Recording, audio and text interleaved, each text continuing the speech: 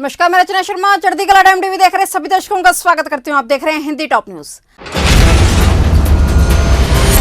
दिल्ली में बिगड़ते कोरोना के हालात पर चर्चा के लिए मुख्यमंत्री केजरीवाल और उपराज्यपाल अनिल बैजल के बीच बैठक हुई। इस दौरान मुख्यमंत्री अरविंद केजरीवाल ने दिल्ली में वीकेंड कर्फ्यू का ऐलान किया है, जो शुक्रवार रात 10 बजे से सोमवार सुबह 6 बजे तक लगाया जाएगा।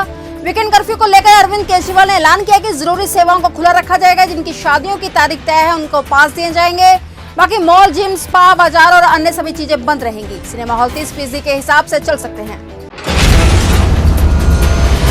देश में लगातार कोरोना के बढ़ते मामलों ने एक बार फिर से लॉकडाउन जैसे हालात पैदा कर दिए हैं। ज्यादातर राज्य कोरोना के बढ़ते मामलों के कारण नाइट कर्फ्यू और प्रतिबंध लगा रहे हैं और इससे अर्थव्यवस्था के सुधार पर असर पड़ सकता है। ऐसे में एक रिपोर्ट में कहा गया कि कोरोना के बढ़ते मामलों के बीच अर्थव्यवस्था की रिकवरी पटरी से ना उतरे, इसके लिए केंद्र सरकार एक और राहत पैकेज ला सकती है। कोरोना के बढ़ते मामलों को देखते हुए मुख्यमंत्री योगी आदित्यनाथ ने यूपी बोर्ड परीक्षाओं को स्थगित करने का बड़ा फैसला लिया है। अब मई में नई तारीखों पर विचार किया जाएगा। इससे पहले पंचायत चुनाव की वजह से यूपी बोर्ड की परीक्षाएं स्थगित की गई थी, जिसके बाद 8 मई से बोर्ड की परीक्षाओं को कराने का फैसला लिया गया था। लेकिन एक बार फिर से यूपी बोर्ड की परीक्षाएं स्थगित कर दी गई। अब नई तारीखों का ऐलान कोरोना संक्रमण पर लगाम के बाद ही लिया जाएगा। पंजाब सरकार ने भी अहम फैसला लेते हुए पंजाब स्कूल शिक्षा बोर्ड के एग्जाम को लेकर आदेश जारी किया है। कोविड रिव्यू बैठक के दौरान सीएम कैप्टन अमरिंदर सिंह इस मुद्दे पर चर्चा की और ऐलान किया कि पंजाब स्कूल शिक्षा बोर्ड के 5वीं, 8वीं और 10वीं क्लास के एग्जाम नहीं लिए जाएंगे। इन क्लास के स्टूडेंट्स को बिना एग्जाम के अगली क्लास में प्रमोट कर दिया जाएगा। वहीं 12वीं की परीक्षाओं पर बाद में फैसला लिया जाएगा। बात बता दें कि उक्त फैसला पंजाब में बढ़ रहे कोरोना के मामलों को देखते हुए लिया गया है। और अब बात करें हरियाणा की, तो सीबीएसई की तर्ज पर हरियाणा में भी 10वीं की परीक्षाएं रद्द हो गई हैं। 12वीं की परीक्षाओं को लेकर फैसला बाद में होगा। हरियाणा सरकार ने बृहस्पतिवार को यह फैसला लिया। बता दें कि सीबीएसई ने इन दोनों परीक्षाओं के लिए फैसला कर दिया है। 10वीं की परीक्षा को रद्द किया जा चुका है और 12वीं की परीक्षाओं को लेकर फैसला 31 मई के बाद होगा। कोरोना संक्रमण की दूसरी लहर को रोकने के लिए प्रदेश की गहलोत सरकार पूरी तरह से अलर्ट मोड पर है। राज्य सरकार ने गुरुवार को देर रात जो गाइडलाइन जारी की है उसमें कई तरह की पाबंदियां लगा दी गई हैं। इनमें मिनी लॉकडाउन जैसे हालात हो गए हैं।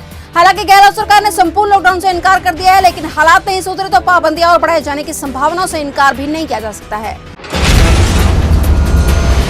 कोरोना संक्रमण के बीच हो रहे उत्तर प्रदेश के त्रिस्तरीय पंचायत चुनाव के पहले चरण का मतदान 18 जिलों में जारी है। कुछ जिलों में डरावनी तस्वीरें भी देखने को मिल रही हैं। कोरोना के भयंकर प्रकोप के बीच कई जगह पर कोविड प्रोटोकॉल की जमकर धज्जियां उड़ाई जा रही हैं। सुबह से ही मतदान केंद्रों पर वोटिंग को लेकर लोगों में उत्साह देखने को मिल रहा है।